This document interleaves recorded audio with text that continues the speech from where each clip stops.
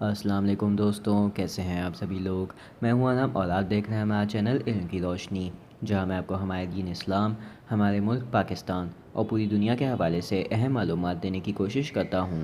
अगर आपको ये वीडियो पसंद आए तो इसको लाइक कीजिएगा और चैनल को सब्सक्राइब कीजिएगा, ताकि मैं आपको आइंदा भी इसी किस्म की अहम मालूमात देता रहूँ।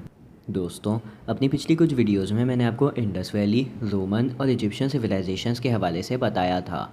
लेकिन इन सिविलाइजेशंस के बनने से पहले भी एक बस्ती इस दुनिया में मौजूद थी, जिसको अब दुनिया की सबसे पुरानी सिविलाइजेशन कहा जाता है।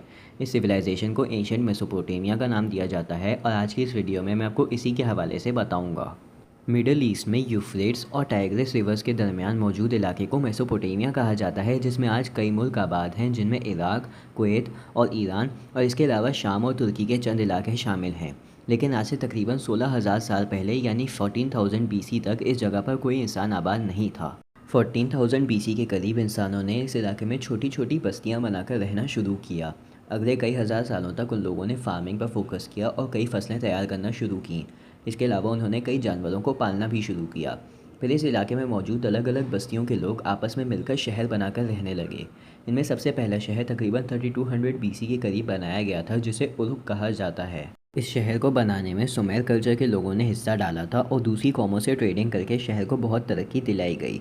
3000 BC के करीब मेसोपोटामिया का पूरा इलाका सुमेरियंस के कब्जे में था और उन्होंने कई और शहर आबाद किए, जिनमें एरीडू, निप्पुर, लगाश, कुश और उर शामिल हैं।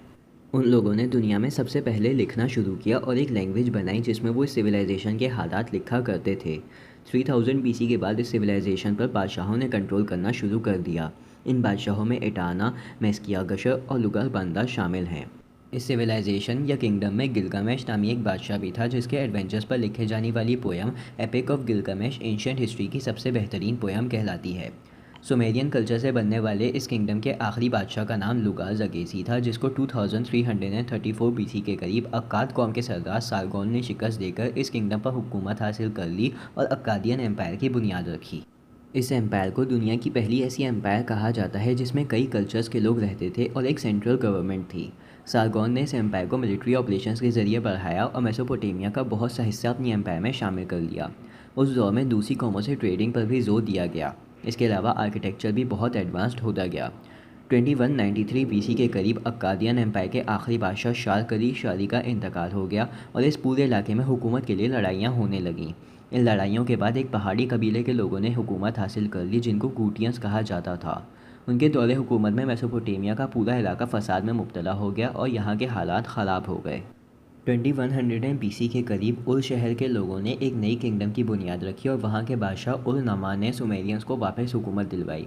उसने दुनिया की तारीख का पहला कोड ऑफ लॉ मुतारिफ़ करवाया, लेकिन उल नमा को 2004 BC के करीब एलामियट्स और अमूरियट्स ने एक साथ हमला करके हरा दिया और फिर अमूरियट्स ने बेबीलोन को कैपिटल बनाकर बेबीलोनिया की बुनियाद रखी। उस दौर में कई बादशाह बने, लेकिन उनमें सबसे मशहूर हम्मुराबी था, जिसने अपनी किंगडम के लॉज की एक लिस्ट बनाई, जिसको किंगडम के तमाम हिस्सों में लिखकर भेजा गया और हर जगह अमल करवाया गया। इस लिस्ट को कोड ऑफ हम्मुराबी कहा जाता है, जो दुनिया की तारीख का एक इम्पॉर्टेंट डॉक्यूमेंट है। हम्मुराबी के दौर में तमाम लोगों को इंसाफ मिलता था और ये पूरा इलाका तरक्की करने लगा। 1750 BC के करीब एलामियट्स ने उस शहर को काबू कर लिया और फिर इस पूरे इलाके पर अमूरियट्स और एलामियट्स की हुकूमत कायम हो गई और सुमेरियन कल्चर का इख्तिताम हो गया।